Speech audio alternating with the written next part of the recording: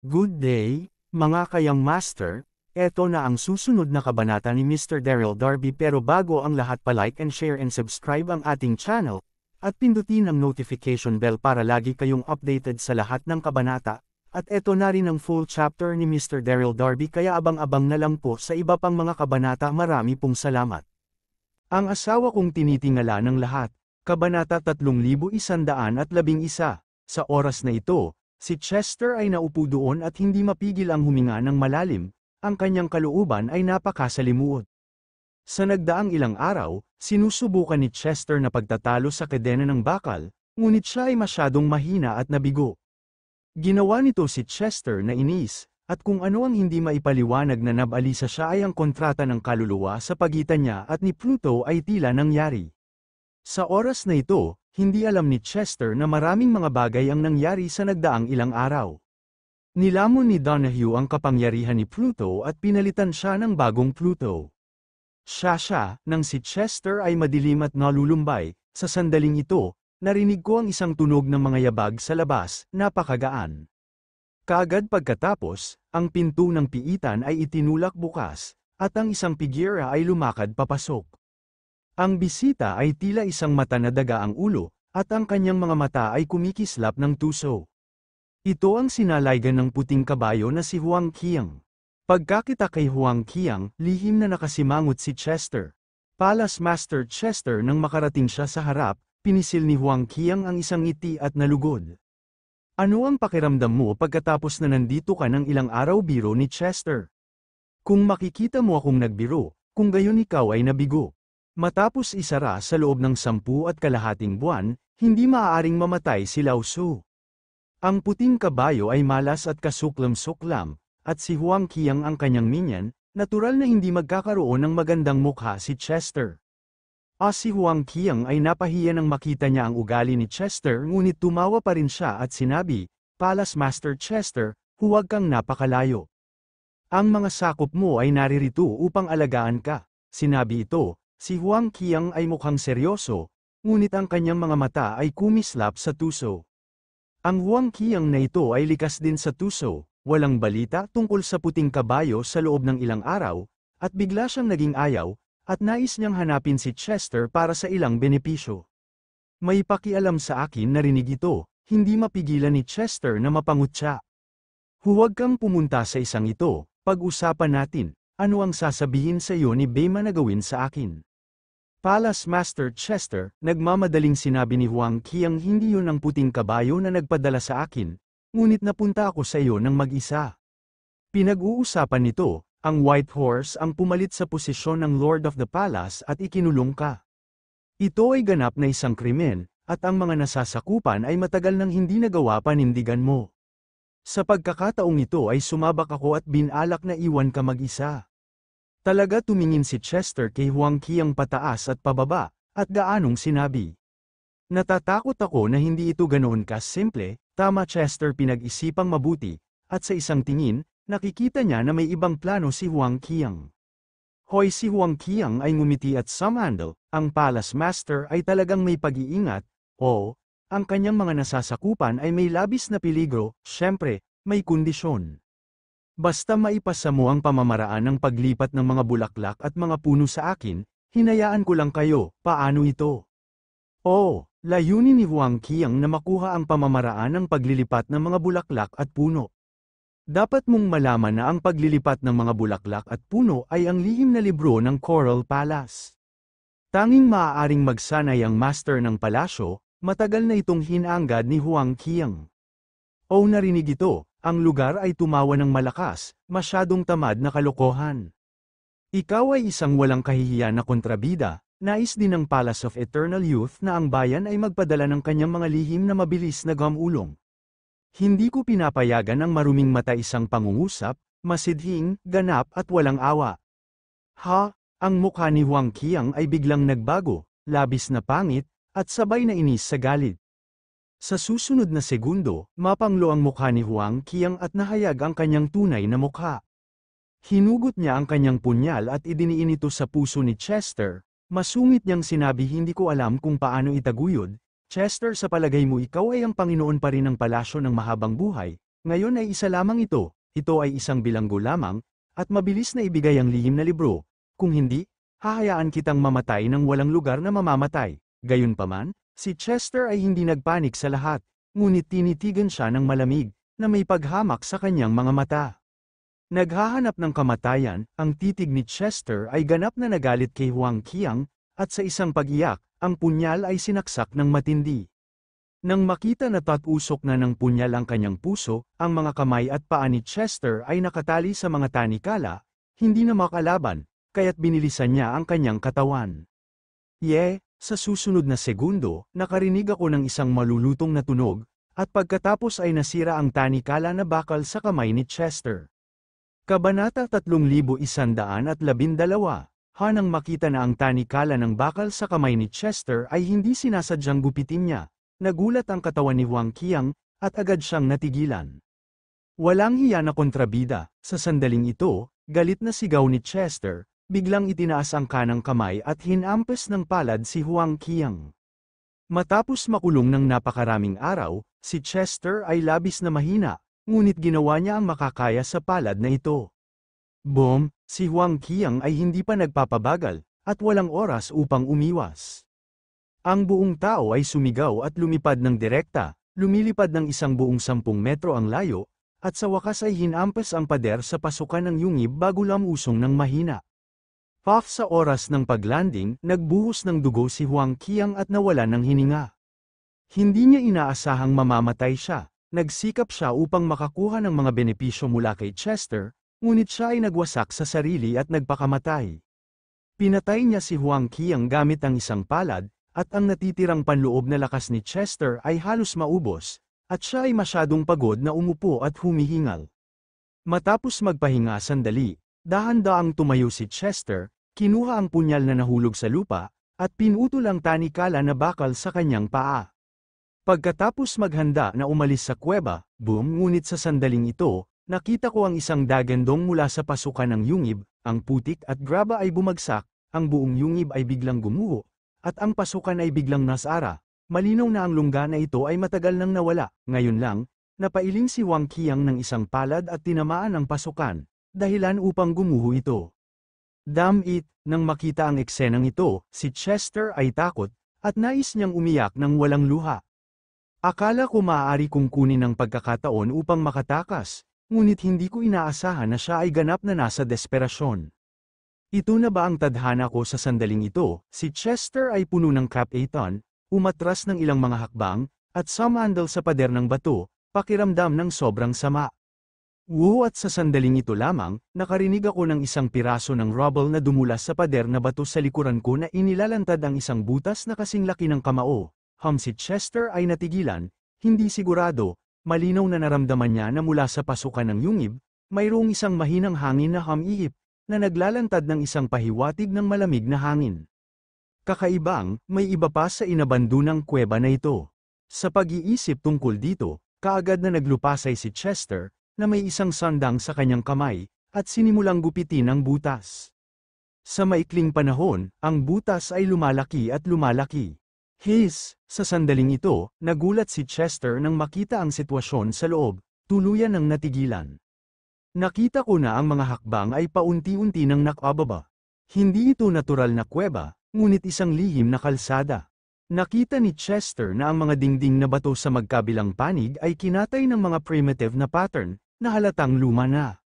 Sa pagtataka, direktang lumakad si Chester, habang lumalakad ako pababa, mas nagulat si Chester. Ang mga hakbang sa harapan ko ay hindi ko makita ang wakas, at hindi ko alam kung gaano sila katagal. Hindi lamang yun, mayroon ding isang mahina na pinatay na kapaligiran sa malamig at malamig na kapaligiran. Hindi ko alam kung gaano ito katagal. Sa wakas, naabot ni Chester ang dulo ng mga hagdan na bato.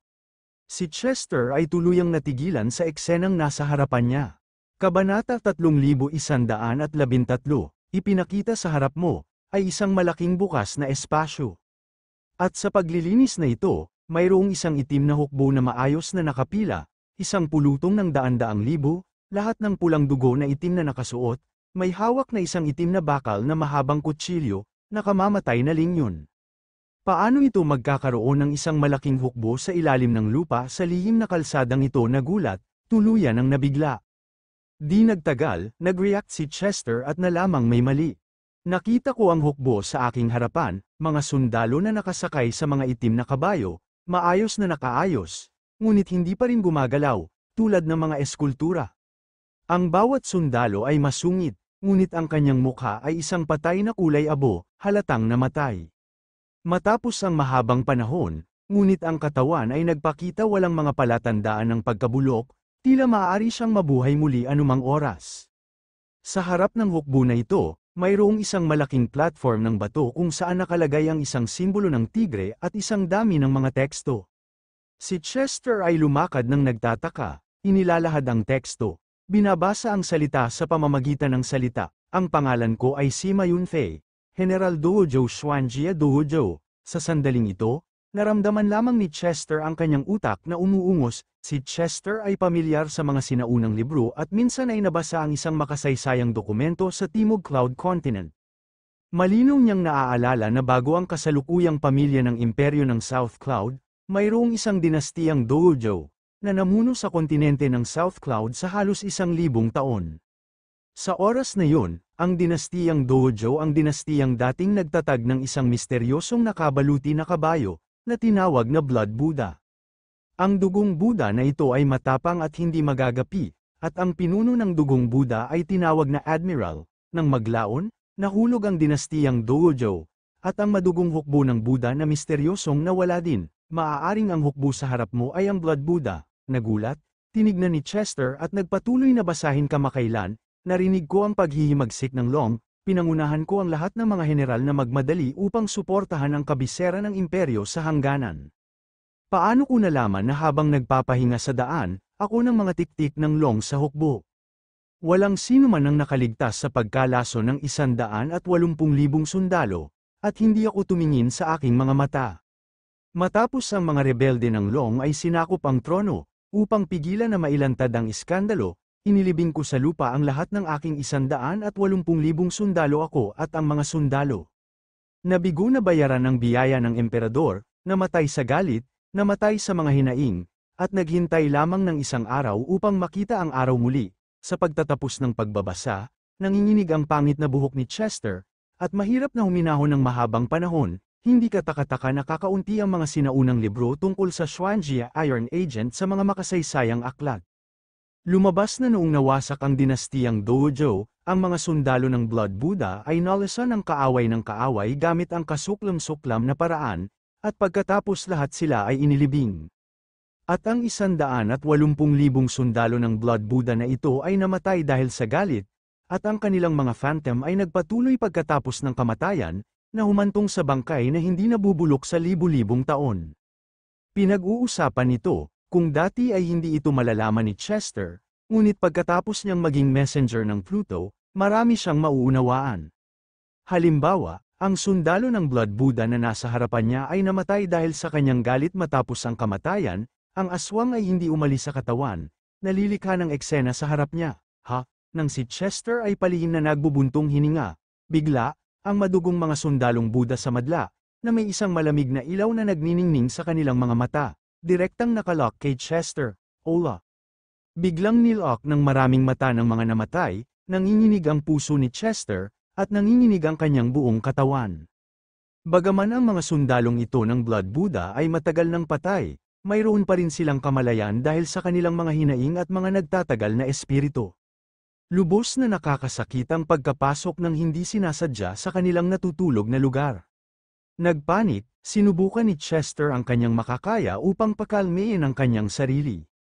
Matapos huminga ng malalim, walang malay niyang kinuha ang entablado ng tigre sa entablado bilang sandata, at kinakabahan na sinabi, "Mga tagapangalaga ng Blood Buddha, hindi ko sinasadya na makasakit ng loob, napunta lang ako dito nang hindi sinasadya. Naaawa ako sa karanasan mo. Ngunit ang mga bagay sa nakaraan ng matagal, dapat ka ring magpahinga sa kapayapaan." Sa mga salitang ito, ang teksto ay magiging pangit na charms na nakatayo sa harap. Upang maiwasan ang dugo lumulutang sa harap ang kanyang katawan, nawala ito sa aking paghukay ng butas ngayon lang, kaya magagamit ko lang ang mga charms ng tigre bilang sandata. Gayunpaman, ang hindi inaasahan ni Chester ay ang dagwang hukbo ng Buddha sa harapan niya ay hindi umaatake, ngunit isa-isang yumuko at lumuhad ng diretso sa kanya. Sa oras na ito, si Chester ay tulala ng tuluyan, ang daan-daang libong mga tropa ay nakaluhod sa harap niya. Napakagulat nito, mahirap pakalmeyin ang sinumang gumagawa nito. Ano ang nangyayari makalipas ang ilang segundo, nag-react si Chester, nakikita ang alindog ng tigre sa kanyang kamay, at agad na naintindihan. Kabanata 3114, sinasabing ang mga sundalo ng Blood Buddha ay mahigpit na disiplinado at isinasaalang-alang ang mga utos ng militar tulad ng isang bundok, at ang simbolo ng tigre ay sumasagisag sa kataas-taasang kapangyarihan ng monarkiya. Hawak ang simbolo ng tigre sa kanyang kamay, siya ay natural na tinutukoy ng mga sundalong dugong Buddha na ito bilang pinuno-pinuno. Unawain ito, nagulat at natuwa si Chester, lahat ng mga general, bumangon ka. Sa susunod na segundo, nalinis ni Chester ang kanyang lalamunan at dahan-daang sinabi. Haha, pagkahulog ng boses, daan-daang libong mga dugong sundalong Buddha ang sabay na tumayo, at walang tugon, at ang buong katawan ay napuno ng walang buhay na lamig. Ngunit ang momentum ay nakakagulat. Kung may mga ibang tao sa malapit, tiyak na matatakot ka sa eksenang nasa harap mo. Hindi ka panipaniwala na ang isang hukbo na namatay sa libu-libong taon ay maaari pa ring sumunod sa utos, ngunit nangyari ito. Sa kabilang panig, sa hangganan ng South Cloud Continent, Longmen Pass. Ang Longmen Pass ay isang kuta sa hangganan sa Southern Cloud Continent. Mapanganib ang kapaligiran, madaling ipagtanggol at mahirap na umatake. Mayroong isang tao bilang isang pass, at kilala ito bilang Wanfu. Gayunpaman, sa oras na ito, ang buong Longmen Pass ay nababalot ng malaking gulat. Nakita ko na sa ilang higit sa 10 milya sa labas ng lungsod, ang siksik na hukbo ng kamatayan ay patuloy na nagtitipon, at ang hininga ng kamatayan ang bumalot sa buong mundo. Sa tore ng Longmen Pass, ang mga tagapagtanggol ni South Cloud ay naghihintay sa buong labanan, ngunit ang mukha ng bawat kawal ay puno ng gulat mula sa ilalim ng kanyang puso. Ang hukbo ng kamatayan sa harap mo, kahit na ang matapang at nakikipaglaban na tribo ng Raksasa ay hindi maaaring pigilan sila. Paano posible na talunin sila ng isang maliit na gate ng dragon? Upang mapaglabanan ang hukbo ng kamatayan, ang mga tao sa Longmen Pass ay lumikas lahat sa ilalim ng pag-aayos ng mga nagtatanggol na general. Hindi lamang yon, ang iba't ibang mga sekta ng mainland ay nagsuportahan din ng sunod-sunod. Sa sandaling ito, sa opisyal na kalsada sa hilagang kanluran ng Longmen Pass, si Daryl at lahat mula sa Yvette ay mabilis na darating. Sa sandaling ito, pagtingin sa Longmen Pass na hindi kalayuan sa harap mo, hindi mahalaga na Daryl o Yvette, lahat ay natigilan. Nakita ko na sa pader ng Longmen Pass, lahat ng mga sundalo na nakatayo ng siksik ay pawang mga sundalo, na isa-isang may hawak na mahabang mga kutsilyo. Ang Longmen Pass sa oras na ito ay masasabing mababantayan, tulad ng isang pader na tanso at isang pader na bakal, walang langaw na maaaring lumipad. Sa malawak na bukid ilang milya ang layo mula sa Longmen Pass, halos 1,000,000 puwersa ng kamatayan ang nagtitipon. Ang mga puwersang ito ng kamatayan ay ang lahat ng mga tao na namatay sa Chaos Mountains 3 taon na ang nakakaraan. Ang ilan ay mga sundalo mula sa mainland, at ang ilan ay mga mandirigma ng tribo Raksasa nagbibigay ng pakiramdam na nasa impyerno. Sa isang malayong distansya, maaari mong pakiramdam ang isang malakas na hininga ng kamatayan, ang jack na ito ay nagtipon ng maraming patay na sundalo. Matapos ang ilang segundo, bumagal si Daryl, binati ang lahat sa Yvette, at dali-daling pumasok sa Longmen Pass. Nang makapasok ako sa loob, nakita ko na maraming mga sekta ang darating, kasama ang daan-daang libo, ngunit nawala ito kumpara sa hukbo ni Jack na milyon-milyong pagkamatay, kakaiba. Tumingin si Daryl sa paligid, hindi lamang lihim na nakasimangot, ngunit ang timog na hangganan ng ulap ang nakataya, bakit hindi niya nakita ang emperador at si Quincy? Sa oras na ito ay hindi alam ni Daryl na ang emperador at si Quincy ay nabilanggo ni Long Yaotian. Basag tulad ng pag-ungol ni Daryl ng palihim, narinig niya ang isang tunog ng mga yabag na nagmumula sa labas ng lungsod, at pagkatapos ay may sumigaw. Mabilis, tumatawag ang kabilang partido, narinig ang tunog, lahat ng mga martial arts masters ay nagulat, at pagkatapos ay lumipad sila at dumapo sa pader ng lungsod, naghahanda upang simulan upang makilala ang kaaway. Whoosh, hindi masyadong makapag-isip si Daryl, hinimok siya ng kanyang panloob na puwersa na lumipad ng mataas sa kalangitan, pagtingin sa labas ng lungsod, at nakita niya ang hukbo ng milyon-milyong pagkamatay, na unti-unting sumusulong. Narito ako upang makita kung gaano katindi ang lakas ng mga sundalong ito ng kamatayan. Isang malamig na tinig ang nagmula sa bibig ni Daryl, at pagkatapos ay winagayway niya ang pininturang halberd ni Fang Tian, at isang dagwang ilaw ang nakakubkob. Pakikipaglaban sa dugo sa lahat ng direksyon, umungal si Daryl, nagpinta si Fang Tian ng isang halberd at diretsyo na itinuro ang hukbo ng kamatayan. Kabanata 3115, ang madugong ilaw, tulad ng isang kulog at kidlat, ay sumilip, sumabog sa hukbo ng milyon-milyon. Nagkaroon ng isang marahas na dagandong, at halos 1,000 namatay na mga sundalo ang inalag. Nakikita ang eksenang ito, maging ang mga tagapagtanggol ng Longmen Pass o ang mga pangunahing sekta, labis silang nasa sabik. Karapat-dapat itong maging sect master ng Elysium Gate, na may isang malakas na lakas. Ang hukbo ng mga pagkamatay na ito ay hindi dapat matakot sa lahat. Haha, Daryl, tutulungan kita sa sandaling ito, tumawa si Dax. Ang kanyang buong katawan ay napuno ng espiritu ng pakikipaglaban, at siya ay lumipad ng paitaas sa kalangitan. May hawak na isang palakol, pumutok ng mga gininto ang ilaw, at sumabog patungo sa hukbo ng milyon-milyon. Boom boom boom, sa isang dagandong, isa pang piraso ng hukbo ng milyon-milyong pagkamatay ay nahulog, halos 10,000 katao. Nang makita ang eksenang ito, nagngitian sina Daryl at Dax. Ano ang hukbo ng kamatayan ay hindi mahina, gayunpaman, sa sumunod na segundo, lumitaw ang isang nakakagulat na eksena. Isa-isang tumayo ng nanginginig ang mga napatay na sundalo. Ang mga sugat sa kanilang katawan ay mukhang nakakagulat, ngunit walang bakas ng dugo na dumadaloy. Malinaw na, ang pagsiklab ni Daryl at Dax ngayon lamang ay hindi naging sanhi ng pangunahing pinsala. Bigla, ang buong Longmen Gate ay nagsara sa isang kaguluhan, at lahat ay natigilan. Ano ang nangyayari? Hindi ba pwedeng pumatay ang mga namatay na hukbo na ito? Kasabay nito, sina Daryl at Dax, na nasuspinde sa kalangitan, ay palihim na nakasimangot, ang kanilang mga mata ay puno ng solemna. Kung hindi ka mamatay ng ganito, paano mo ito lalabanan? Hahaha, sa sandaling ito, biglang tumawa, pagkatapos, nakita ko ang isang figura na mabilis na lumilipad sa hukbo ng kamatayan, isang itim na nakasuot, isang baliw na itsura, si Jack yun. Daryl, sa oras na ito, si Jack at Daryl ay nakaharap sa hangin, ang kanyang tono ay puno ng paghamak. Ang tribo ng Raksasa ay natalo, at hindi ka magiging kalaban ko kung magkaisa ka sa syudad ng syudad.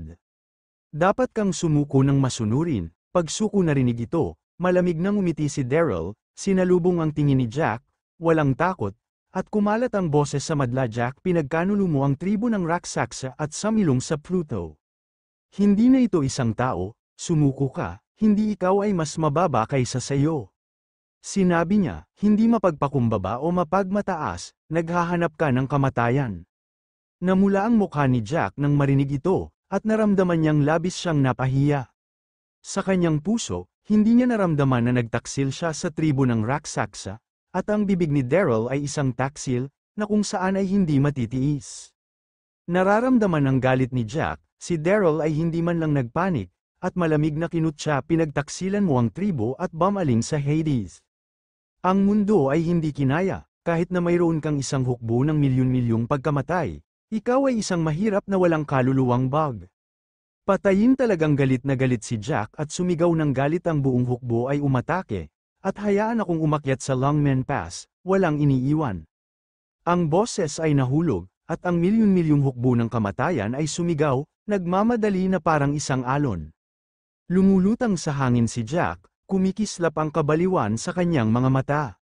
Kahit na dumating si Daryl at ang mga pangunahing sekta, hindi nila mapigilan ang kanyang hukbo ng kamatayan. Lahat pagkakita ng hukbo ng kamatayan na nagsisiksik, si Daryl ay huminga ng malalim, ibinaling ang kanyang ulo at sinigawan ang mga tao sa Longmen Pass. Ang langit ay mabubuhay magpakailanman, ang kasamaan ay hindi magagapi, pumatay kasama ako. Boses ay nahulog, Ang pangunahing mga pintuan at ang mga gwardya sa Longmen Pass, tulad ng lahat sila ay malakas na tumugon matapos mabugbog ng dugo. Oo, ang kasamaan ay hindi magagapi, pumatay, sa susunod na segundo, ang lahat ay sumugod sa Longmen Pass at lumaban ng matindi sa hukbo ng milyon-milyong pagkamatay.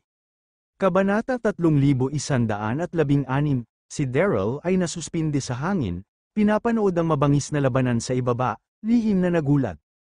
Nakita ko na ang bawat isa sa mga mandirigma sa kamatayan ni Jack ay labis na matapang, sapagkat sila ay namatay, walang sakit, at ang ilan ay pinutol ang braso, at kahit walang ulo, ngunit nakipaglaban pa rin sila.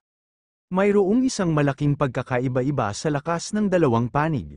Ang bawat master ng sekta ay kailangang makitungo sa 5 o 6 na sundalong namatay. Kaysa ng espesyal na sitwasyong ito, lahat ng naroon ay medyo walang lakas. Hindi talaga sila mapatay ng mga mandirigmang ito. Paano sila makikipag-away? Lihim na nakasimangot si Daryl, sobrang sabik din, hindi ito gagana tulad nito. Dapat nating hanapin ang kahinaan ng hukbo ng kamatayan na ito, kung hindi, hindi lamang ang Dragon Gate ang hindi mabata, ngunit ang buong Southern Cloud Continent, at maging ang buong mainland, ay mahuhulog sa gyera. Hahaha, noong lihim na nababalisa si Daryl, nakita niya si Jack na may nakakalokong tawa at diretso ang tingin kay Daryl. Daryl, kita mo, walang talo ang aking hukbo, at walang sinuman sa mainland. Upang magawa maging, kahit na natalo mo ang hukbo ng New World sa Black Cloud City dati, hindi mo ako mapipigilan, ngayon ang araw na kayo at si Gyusho Rivers at Lakes ay ganap na nawasak, mamamatay ka ba? Ang boses ay nahulog, at si Jack sumiklab ang pigira, lumabas, dumidiretso kay Daryl, kung saan man dumaan ang pigira, ang langit ay napunit, at ang buong katawan ay napuno ng isang nakakatakot at masamang kapaligiran. Daryl, ingat ka, nang makita ang eksenang ito, lahat ng tao na si Yvette sa ibaba ay hindi mapigilan ang pagbulalas. Bagaman napakalakas ni Daryl, sumilong si Jack sa Pluto, at ang kanyang masasamang gawi ay napakasindak na hindi siya dapat maliitin. Nang makita si Jack na sumabog, si Daryl ay hindi man lang nagpapanik. Pagkakita ni Jack na nagmamadali sa harap, nakita niya ang kanyang mga kamay na tumatawid, at isang yin at masamang aura ang sumabog, na bumubuo ng isang berdeng apoy sa harap niya, na dumidiretso kay Daryl. Mabilis ang pagbaril ni Jack, at walang oras si Daryl na mag-react. Agad siyang napalibutan ng dagat na ito ng berdeng apoy. Dito, hindi maramdaman ni Daryl ang anumang init, ngunit may isang uri ng nanginginig na gulat sa kanyang kaluluwa. Ito ang berdeng dagat ng apoy, hindi kaya ito ang multo ng impyerno. Nasunog hanggang sa wala ng mga buto sandaling ito, sa ibaba marami sa mga tao ang hindi mapigil ang mapasigaw sa bulalas, at isa-isang nanginig ang kanilang puso. Sa gulat, lahat ng mga maestro ng sekta na pinakamalapit sa Daryl ay hindi nag-atubiling ilipat ang isa-isa sa kanilang mga pigira, na iniiwasan ang mga ito papalayo. Nang makita ang eksenang ito, naging mas mapagmataas si Jack, at biniro ng malakas si Daryl. Daryl, hindi ka na makakapagligtas sa iyo sa oras na ito. Netherworld Karma Fire, tulad ng sinaunang espiritong apoy ng demonyo, umiiral lamang sa mundo ng aswang. Kapag sinunog ang kaluluwa at katawan ay susunugin ng walang bakas, napakasindak. Gayunpaman, hindi alam ni Jack na ang Netherworld Karma Fire ay ibang sunog, at si Daryl ay hindi naman natakot. Netherworld Karma Fire pagkakita ng nagngangalit na berdeng apoy, mabilis na napalibutan, itinaas ni Daryl ang sulok ng kanyang bibig at sinabing may isang chuckle. Jack, sa palagay mo maaari mo akong patayin sa Nether Karma Fire, masyadong walang muwang yon. Nang sabihin niya ito, sinunog na ng nakapalibot na Netherworld Karma na apoy ang katawan ni Daryl, at nakita niya na ang buong katawan ni Daryl ay nababalot ng mga berdeng apoy. Ngunit ang ekspresyon ni Daryl ay walang kaunting sakit, ngunit nakakagulat na kalmado. Ano nang makita ang eksenang ito, nanginginig ang puso ni Jack, at natigilan ng buong tao, si Daryl ay hindi natatakot sa Netherworld Karma Fire. Paano ito magiging posible? Sa sandaling ito ay hindi pa alam ni Jack, si Daryl ay nagtataglay ng puting Lotus Cold Fire sa kanyang katawan, na makakapigil sa iba't ibang apoy sa buong mundo, kaya natural na hindi siya natatakot sa kanyang maitim na apoy ng karma. Kabanata 3117, darating pa ang mas nakakagulat na bagay. Paglalaro sa akin ng apoy, hindi ka kwalipikado, isang malamig at mapanghamak na tinig ang nagmula sa bibig ni Daryl. Nang mahulog ang tinig, gamit ang kanang kamay, isang puting apoy ang tumalon, mahina na ipinakita ang hugis ng isang lotus na bulaklak. Malamig na apoy ni Bailian, hahahaha sumunod na segundo, itinaas ni Daryl ang kanyang kamay, at direktang binati ni Bailian Lengwo ang nakapaligid na apoy ng karma, at sinamahan ng isang pagkabigla, na palunok ng sobra ang apoy ng karma. Nang makita ang eksenang ito, tulala si Jack, tuluyan ang tumingin ang mga mata kay Daryl, puno ng pagkamangha. Ngunit sa lalong madaling panahon, nag-react si Jack. Nagmamadaling nagpakilos ng mga masasamang espiritu, nalaala ang natitirang sunog ng nether karma, at sumigaw ng sabay. Daryl, kahit na maaari mong harangan ang aking mas mababang karma fire, hindi mo mababago ang sitwasyon ngayon. Ang sinaunang espiritong higanti, sa ilalim ng alulong, lumipad si Jack hanggang sa langit at sumigaw, at kasabay nito ang pagsulat ng isang serye ng mga inskripsyong multo sa mundo ng kanyang kanang kamay. Sa maikling panahon, ang langit at ang mundo ay nagbabago, at ang langit ay madilim sa isang iglap. Sa isang iglap ng mata, ang mga masasamang espiritu ay nagtipo ng higit pa, at isang malaking balangkas ang nabuo. Ang balangkas na ito ay 12 metro ang taas, puting mga buto, na may malamig na maliliit na ningning sa mga mata nito, na may hawak na dalawang mga kutsilyo ng buto. Nakita ang malaking balangkas na ito, nagbago ang ekspresyon ni Daryl, laking gulat. Malinaw na naramdaman ni Daryl na sa malaking balangkas na ito, mayroong isang nakasisindak na kapangyarihan ng masamang espiritu, at ang masamang kapangyarihang kasamaan na ito ay mas malakas kaysa sa Pluto Cauldron.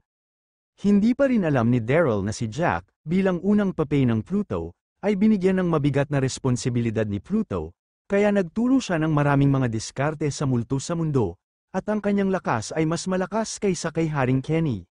Pakikipag-away sa dugo sa lahat ng direksyon, nakikita ang malaking balangkas na sumugod, hindi masyadong nag-isip si Daryl. Matapos ang isang malakas na sigaw, sumabog ang kanyang panloob na lakas, mahigpit na hawak ang pininturang halberd ni Fang Tian upang batiin siya, at nakita niya ang isang madugong ilaw. Sumabog, palm unit, hatiin ang mundo, boom, sa paningin na ito, ang pulang-pulang glow ay nakabangga sa malaking balangkas, at isang matinding pagkabigla ang sumilip. Sa loob ng 1 kilometro, napuno ang alikabok, at maraming mga masters ng sekta at mga sundalong namatay ang lahat ay inalag. Sa gitna ng alikabok at usok, tanging si Daryl lamang ang humihilik, at ang buong tao ay napailing din. Lumilipad ng higit sa 100 metro bago mahulog sa lupa.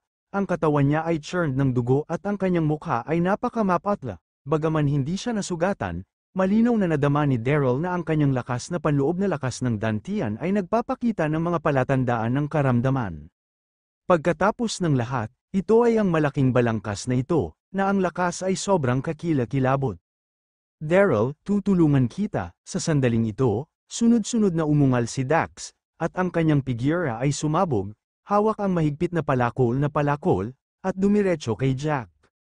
Napakainit ng pagkatao ni Dax, magkapatid sila ni Daryl, at sa sandaling ito, nang makita na naghirap si Daryl, hindi niya mapigilan.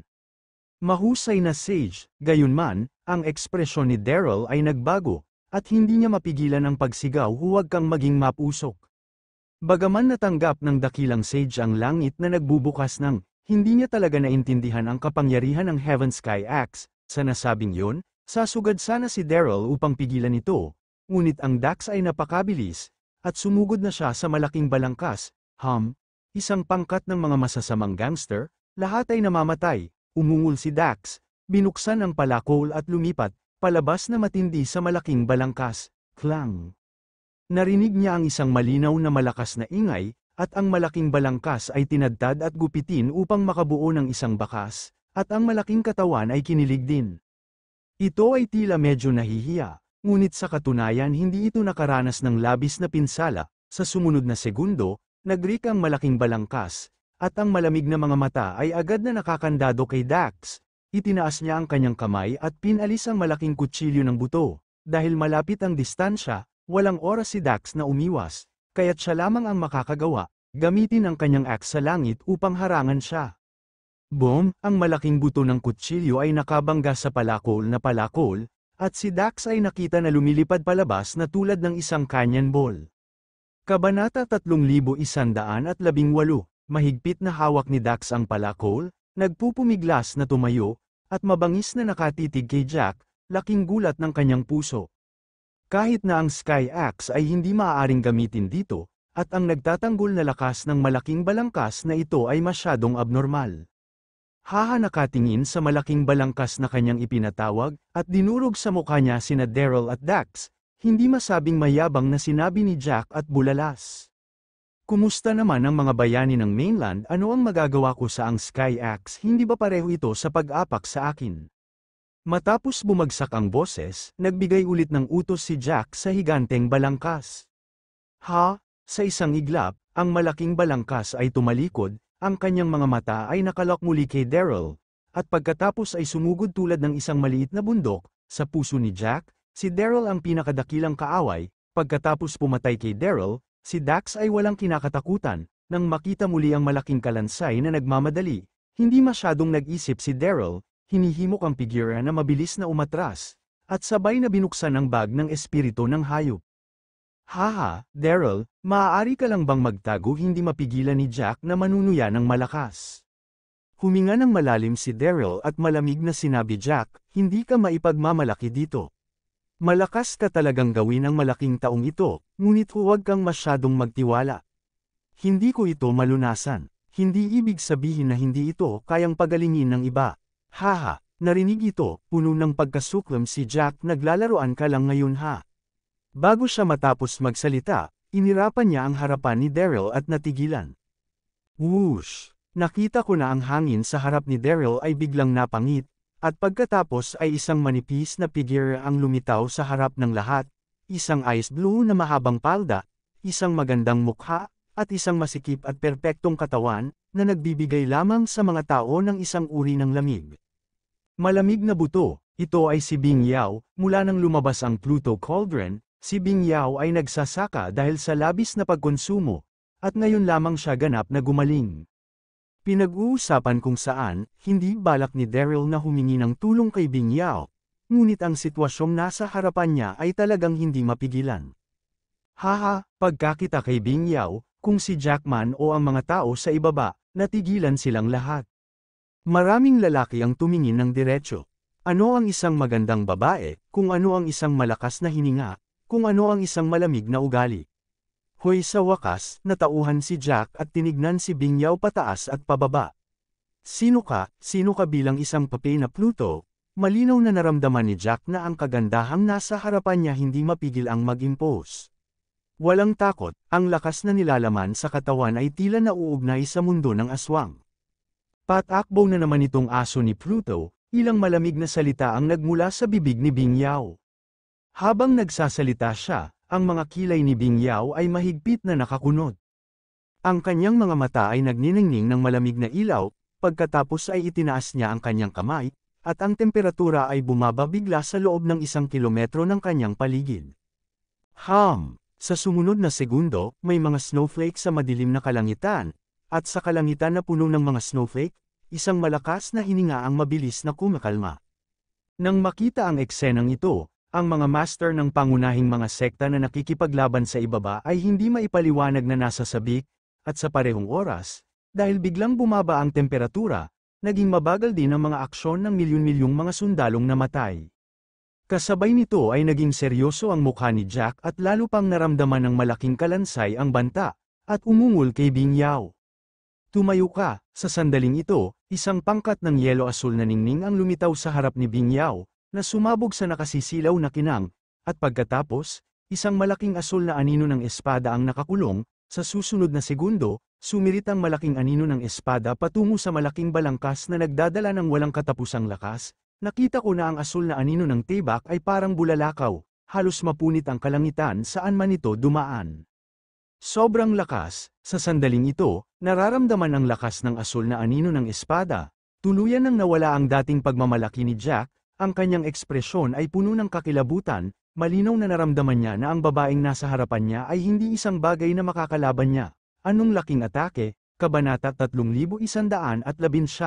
Ano ang pagkabansot nito? Kasabay nito, Ang mga masters ng mga sekta sa ibaba ay nagulat din, na tinitingnan ng Bingyaw na lumulutang sa hangin isa-isa.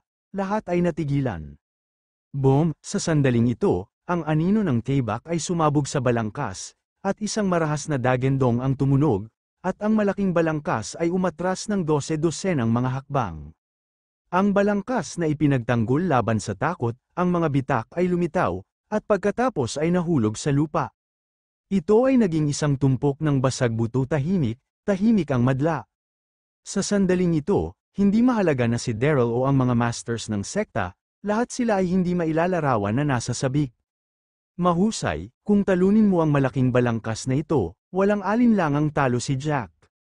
Ikaw bungad din ni Jack nang malapad ang bibig, punong-puno ng lagim.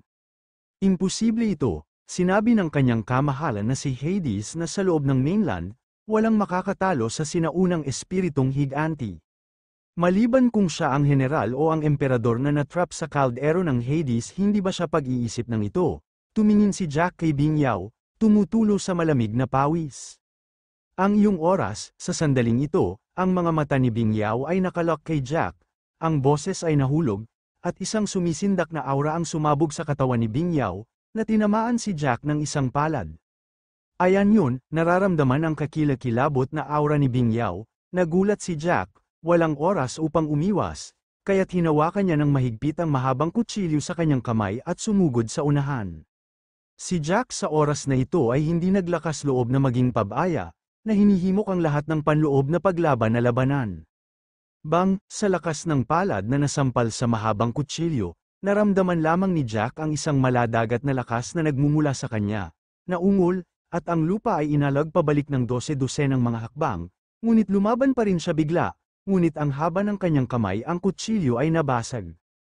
Ito ang lakas na ito ay sobrang nakakakilabot, nagamit ko na ang lahat ng aking lakas, at bahagya itong harangan, sa oras na ito ay halos umiiyak na si Jack na walang luha.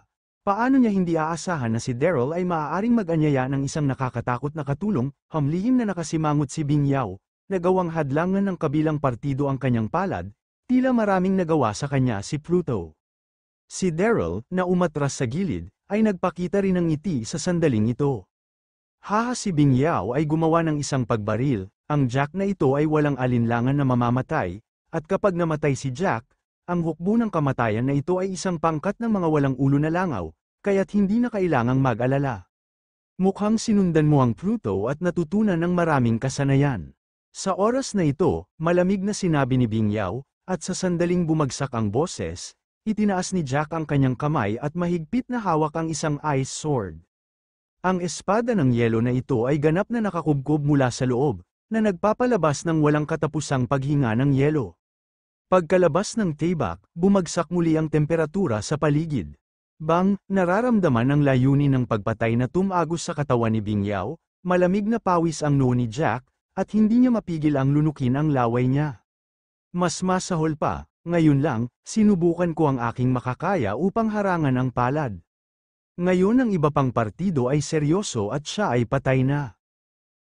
Hindi nagsalita si Bingyaw ng kalokohan, ang kanyang maisla na katawan ay nag-flash, tulad ng isang duwende ng nyebe, isang nakasisilaw na ilaw ng espada ang sumabog mula sa ice sword at sinaksak si Jack. Si Jack ay walang oras upang pag-isipan nito, at mabilis na hinimok ang kanyang panloob na puwersa na magbigay ng proteksyon sa harap niya. Bang, ang ilaw ng espada ay matindi na tumama sa proteksyon na pelikula, at malutong ito.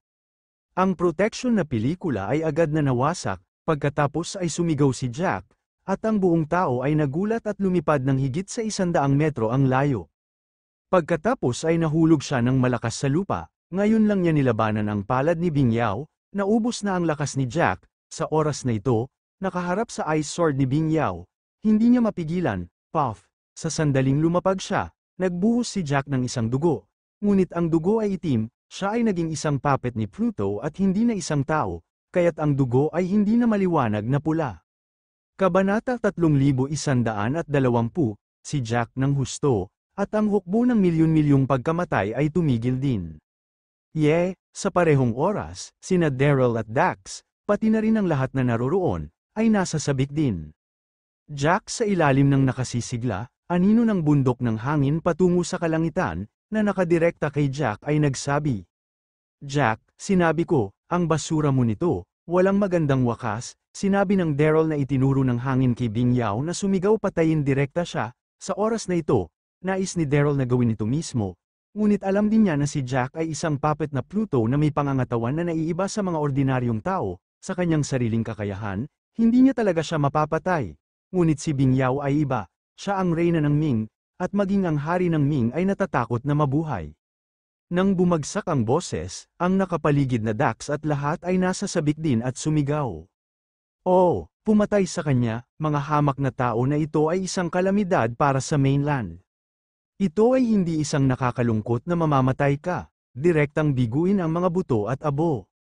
Ang lahat ng pagpatay layunin, Jack, ay sweteng at umupo sa lupa, hindi tumayo pataas na si Bing Yao ay tinitigan si Jack ng mahigpit, nang walang anumang pagbabago-bago, malamig at mayabang. Ang mga samisilong sa Pluto ay hindi magtatapos ng maayos. Tanggapin ang iyong kapalaran, tulad ng sinabi niya, ang Pigira ay bumaba ng mahina, at hinawakan ni Bing Yao ang ice sword sa kanyang kamay at dahan-daang lumipat patungo dito kay Jack. Tumakbo ang malakas na hininga sa buong ilang, napalunok si Jack, nanginginig sa matinding gulat, at pagkatapos ay nagmakaawa ng awa naguluhan ako sandali at samilong sa Pluto, bigyan mo ako ng pagkakataon pagkatapos magdasal para sa susunod. Bagaman hindi sinabi ni Bing Yao kung sino siya, ngunit si Jack ay hindi isang tanga, at mahuhulaan niya ito kapag nakapikit siya. Ang babaeng nasa harap niya ay ang reyna ng Pluto na nakakandado sa kaldero ng Pluto. Maliban sa kanya, walang sino man ang maaaring saktan ang kanyang sarili tulad nito sa loob ng dalawang mga stroke. Ang ilang mga bagay ay hindi may save ng panghihinayang. Mahinang pagsasalita ni Ming Hao, na may isang matatag na tono at walang puwang para sa negosasyon. Nang bumagsak ang boses, ang bar akong yelo ay direktang tumusok sa puso ni Jack. Tapos na, nagpanik, pinaikit ni Jack ang kanyang mga mata sa kawalan ng pag-asa. Nang makita na si Jack ay matutusok na ng ice sword, bigla, isang kakilakilabot na aura ang sumabog mula sa di kalayuan, at kasabay nito, isang malungkot na tinig ang tumunog. Ang mga nasasakupang hinahanap ni Pluto ay talagang mas mababa sa isa. Ang tinig ay nahulog, at isang madilim na anino flash nakaraan, pagharang sa katawan ni Jack. Nakita ko ang taong ito na nakasuot ng itim at gintong nakasuot na may pattern na dragon na nakalagay dito, ngunit ang dragon ay mukhang masama, at ang kanyang matikas na mukha ay puno din ng masasamang espiritu. Si Donahue ito, syempre, si Donahue sa oras na ito ay kamukha pa rin ni Florian. Bigla, ang mga mata ng madla ay nakatuon kay Donahue, isa-isa nang nagulat. Ito ang taong ito muli, at tila naging mas malakas. Lihim ding nakasimangot si Daryl, tumaas ang kanyang panloob na galit. Baliw, siya ang siyang dumungis sa Saint Orchid, ngunit siya ay nadumihan. Sino ang nagkakagulo naghahanap ng kamatayan? Sa wakas, si Bing Yao ang nanguna sa pag-react, malamig na pagsigaw, at diretso itong tinusok nang makita ang bilis ni Bing Yao, hindi nagpanik si Donahue, sinampal ito ng kanyang kamay at hinampas ito sa dulo ng espada.